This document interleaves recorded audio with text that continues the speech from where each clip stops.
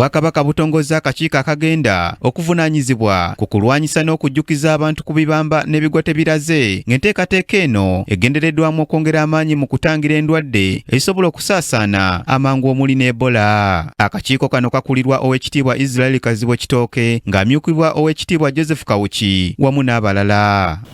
Njagala okutongoza akakiiko akateereddwawo mu Bwakabaka akakulirwa Oweekitiibwa Israel Kitooke.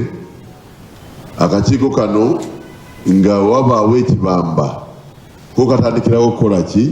Okukola nga tumaze okulambikibwa okuva mu bakugu mu gavumenti eya wakati ne bannamikago y'ensonga ekwatibwe bweti.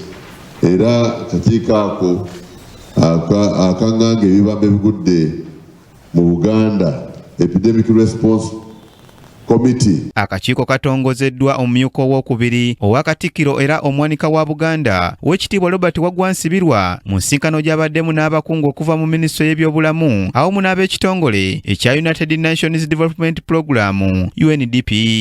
Just to thank the Kingdom, they've been long-standing partners of the United Nations Development Program, especially the Nabagirika Development Foundation. We've worked together on several initiatives. Mu kwogera kwe Oweekitiibwa Waggwa Nsibirwa akubiriza bannayuganda okussa ekitiibwa mu biragiro ebifulumizibwa abakugu mu byobulamu ku ndwadde nga Ebola, so ng'era alaze obukulu bw'okutemya ku b'obuyinza buli lwe wabaawo akola ekintu ekiyinza okuviirako okweyongera okw'okusaasaana kw'endwadde. Njagala okusaba abaami ba Buganda ntendera gyonna obutale obutunda enkima n'ebinyira bwe mumusanga mutegeeze ab'ebyokwerinda, mutegeeze abantu abo bakwatibwe era buggalibwe.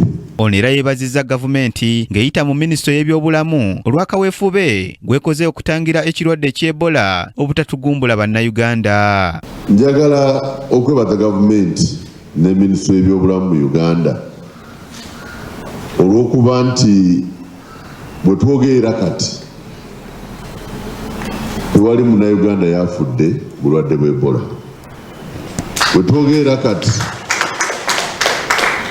abantu 2 abaafuna obulwadde bw'Ebola kuneyongerako n'omu. Bwe twogera kati abantu 215 bakongo si bannayuganda. Ku ludda lwa Minisitule y'ebyobulamu Dr. Richard Kabanda ategeezezza nti Uganda ekyagenda mu maaso n'okufuga obulungi Ebola ng'omuwendo gw'abaakakwatibwa ekirwadde kino gukyali ku bantu 20 so nga kuno kuliko bannayuganda 5 bokka. Ekitongole ky'ebyobulamu nga kikwatagana n'abagabi b'obuyambi ate n'abasawo baffe abakola mu malwaliro n'ebitundu ebirala basobodde okukola ekisoboka okulaba nti keesi zikendeera ddala.